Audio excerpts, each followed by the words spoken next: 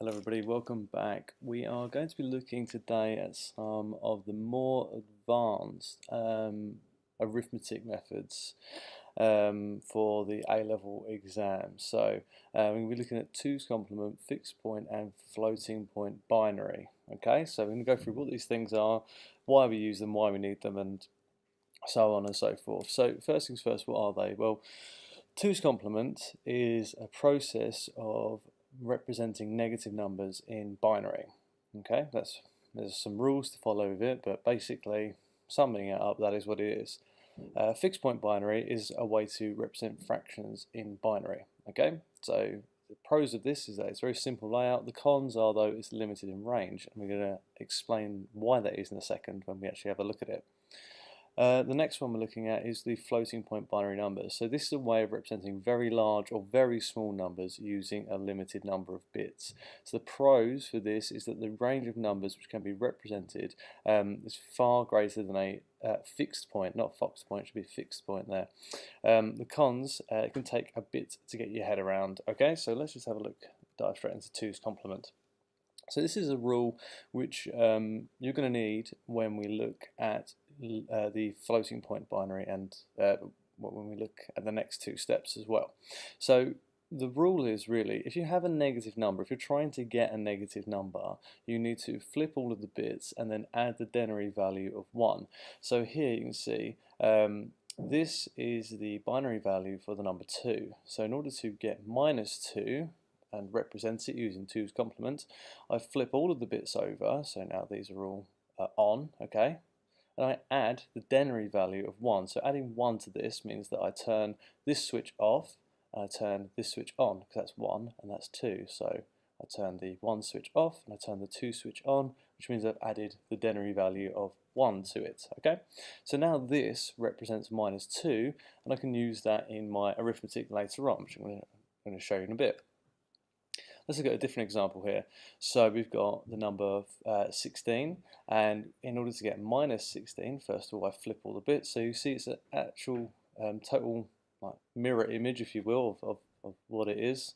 Everything is exactly opposite, and then we add the denary value of 1. So we can see here that the switch for 16 is turned, we need to turn this switch for 16 on, and then need to turn all these switches off, because this represents 16, these represent 15. So by turning this on and this off, I've added the denary value of 1 to my two's complement binary. Okay, so this here now represents -16. Okay, I went through that like that because it's important that you add the denary value of 1 and don't do what I've had some of my students do, which is just to flip over this switch here regardless, or kind of just say, think it's only this bit value here. It's the denary value of 1, so you need to change the switches in a way which add the value 1 to it. So let's get on to the first straightforward part of this, which is fixed point binary. So with fixed point, like I said, it's a way of representing a binary value. So if I chose this 8-bit binary value here, so I'm saying I've got 8 bits to play with, and I'm putting my fixed point in the middle, it means that these first 4 binary values could represent whole numbers, and these last 4 binary values are all going to represent fractions. So this binary value, 1, 0, 0, 1, and then 0.0100, this binary value is going to represent 9.25, because these two switches represent 9, and the quarter fraction represents 25. Just put a table here so you can see. So in denary, what all these fractions are. That is more or less it, pretty straightforward. So let's have a look at another example here. So this example, we've moved the fixed point, so we have more whole numbers to play with, but then less fractions to play with. The positive of this, obviously, is that you have a larger range of numbers, but the negative is that you're going to have less accuracy because there are less fractions to play with.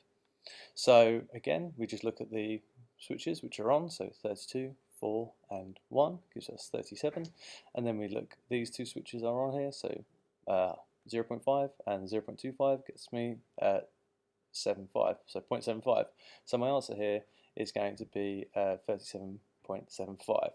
Okay, that's straightforward. So We use fixed point to get in the final stage of this next lot of arithmetic, which we're going to be looking at. Okay, so make sure you have a good understanding of it. This point can go anywhere as well. It depends on what the exam question is asking you. Now, floating point binary is slightly different, and you need to know a little bit about. It's good to know a little bit about why we do it before actually jumping straight into it. So you use this to represent very large or very small numbers. Okay, so it kind of lends it.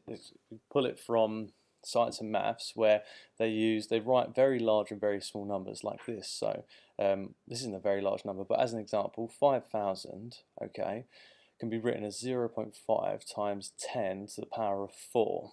Okay, so and then as that number increased, if it was 50,000, it would be 0.5 times 10 to the power of 5. And if it was 500,000, it would be 0.5 times 10 to the power of 6. So every time we add on an extra 0, we're just increasing the power of here.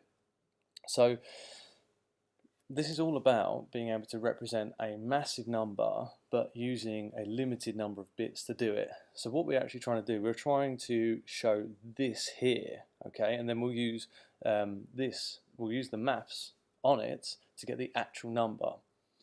So two keywords we need to know for this is the mantissa and the exponent. The mantissa is the number which comes in front of the time, so it's the number, the base value, basically, is what we're looking at here, okay? And then the exponent is the power of value, so next to the 10. This is 10, because I'm showing you how it would look in denary, and there are 10 values, so denary is a base 10 language, numbering system, sorry, but in binary, this would be 2, because obviously binary is base 2. Let's actually go through and look at how this would be written for us. So, first things first with this is that in order to do it, the first thing we need to check is the first bit of the mantissa or the exponent negative? So in the exam, you will be given your mantissa, and then there'll be a space, and then it'll be the exponent. So you'll look, so I've put it in a table here, but you'll look at the leftmost bit of the mantissa, then you'll look at the leftmost bit of the exponent, and you'll see, is either of them on, basically. If either of them is on, you know that that is a negative value, and you'll need to use 2's complement on it before you do anything else, but we'll go through that in a second. So in this example here, both of the sign bits are off. Okay, these aren't extra bits of data either. You'll see that this is an 8 bits mantissa, so it's 1, 2, 3, 4, 5, 6, 7, 8. Okay, this is included in the mantissa, so it's 8 bits, and then a 4-bit exponent. Again, this is included in the exponent, 1, 2, 3, 4. Okay, so first thing I need to do I need to use 2's complement on it? Well, no, both my sign bits are off, so no, I don't. Second thing I do is I write down the mantissa, including the sign bit. So as I said, the mantissa includes the sign bit, so I write it down exactly as it appears there. So 0.1011010. Next step, what is the denary exponent? So these 2 switches on means that that is the denary equivalent of 3.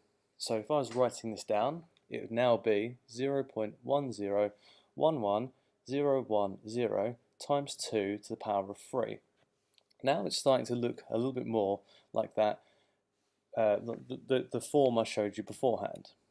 This one here, times 5 to the power of 10. We've got a binary value times 2 to the power of 3.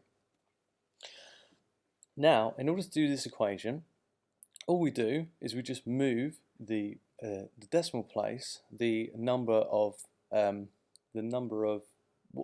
exponent. So to do the equation, just move the decimal place 3 to the right. 3 because that's the exponent. So if I move that 3 to the right, 1, 2, 3, I now have a binary number 0101.010. Now that's all moved in the correct position, I can use my fixed point method to work out what the actual denary value is. So these 2 switches on, that's 4 plus 1, and then this switch on is 0.25. So 4 plus 1 plus 0.25 gives me 5.25. Okay? So let's go through another example. That's a fairly straightforward example there, but you use exactly the same rule set every single time you do this. So what happens when you do have a negative number, okay? There is one part of this which is slightly different, but that's on the next slide. We'll go through that in a second, okay? So first thing to check, the sign bits, okay? So do either of the sign bits tell me that this is one of these parts are going to be negative? Yes, the mantissa in this case is going to be negative. That means I need to use 2's complement on the mantissa. So, do I need to use 2's complement? Yes, on the mantissa. Do not flip the exponent bits. That's not negative in this case. Okay? You can get situations where both parts are negative, just the mantissa is negative, or just the exponent is negative. You only use 2's complement on the piece which is negative. So, do I need to use 2's complement? Yes, on the mantissa. So I flip the bits. So I flip them over. I've put this minus sign in here so I remember that this is a minus number. So when I come down to write my denary at the end, I'll just remember to put the minus in front of it. So it's 0.0100101. Okay. Now I add the denary value of 1, which gives me this. So again, remember, I'm not just turning on the last switch, I'm adding a value of 1. So now I've got that. Write down the mantissa including the sign bit. So there it is. There's the mantissa. Now that I've used 2's complement on it, it's ready for the rest of it to happen. So what is the exponent in denary? Again, it's going to be 3 because it's just these two. So now I've got this value here times 2 to the power of 3. To do the equation, just move the decimal 3 places to the right. Okay, again it's going to be exactly the same, so I move it 3 places to the right. Now use our fixed point method to work out the value in denary. So it's minus 2 minus 0.25 minus 0.125.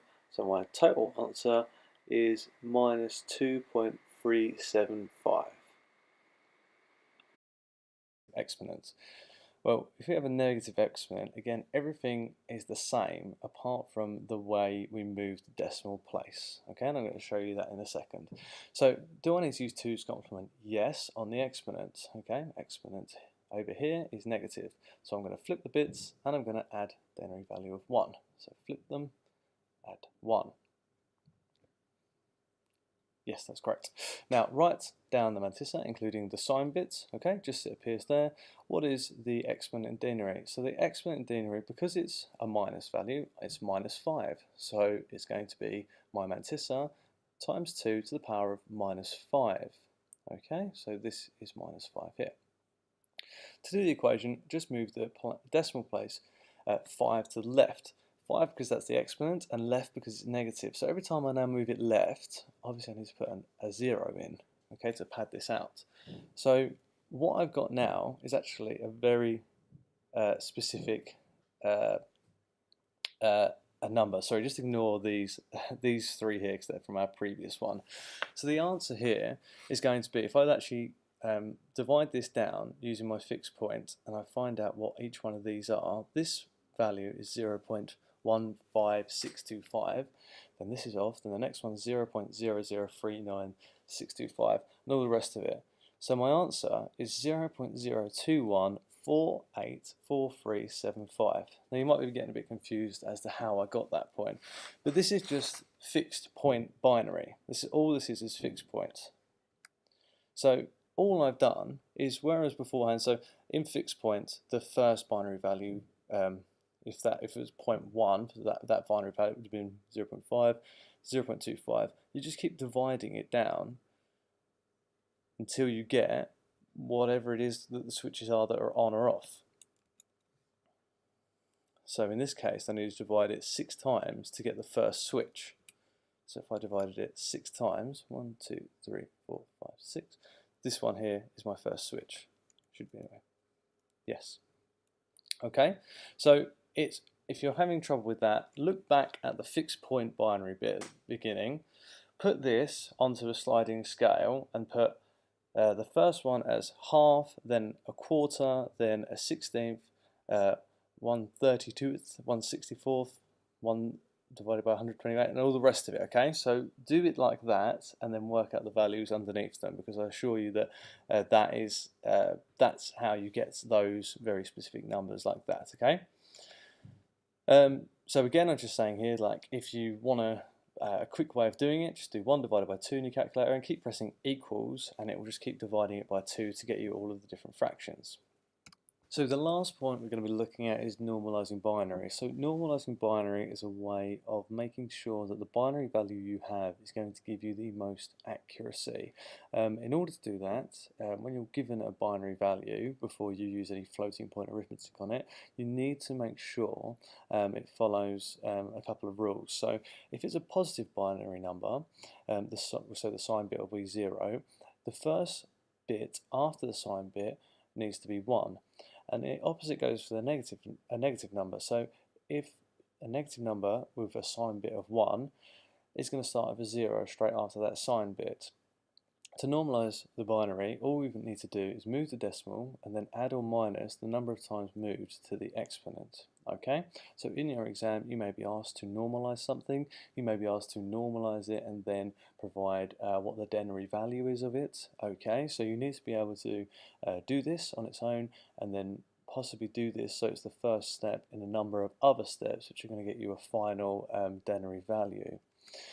So first things first here, we've got a positive binary number, so 0.001. Okay, it's positive, so to normalise the binary, it needs to be 0.1. So we need to move 2 decimal places to the right. Okay, once we've moved it 2 decimal places to the right, this is now our binary number. These 4 digits are our exponent. Okay, moving the decimal to the right will make the mantissa bigger. We compensate for this by making the exponent smaller. Okay, so what we need to do is we need to minus 2 from the exponent. So here the exponent has a value of 8. If I minus 2 from it, it now needs to be 6. So this is the value for 6. Okay. Now you can do create the precise value using the floating point calculations like you've been doing on the previous slides. So our final example here is a negative. So to normalise the binary, we need it to be 1.0. At the moment it's 1.1. So we need to move the decimal places, move the decimal 1 places right. So I move it 1. So now I have 1.01 and the rest of it.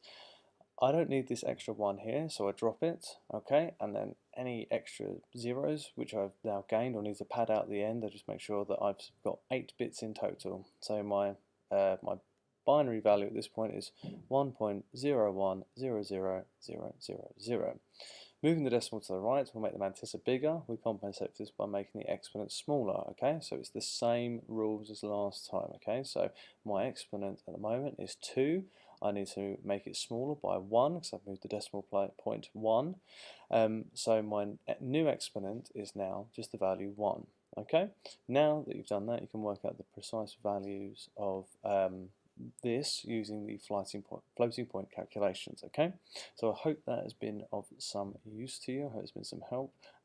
Check back in the next couple of weeks because I'll be adding some more bits to do with A-level because we've got those A-level exams coming up and I know everybody's revising for them. Okay, thank you for watching.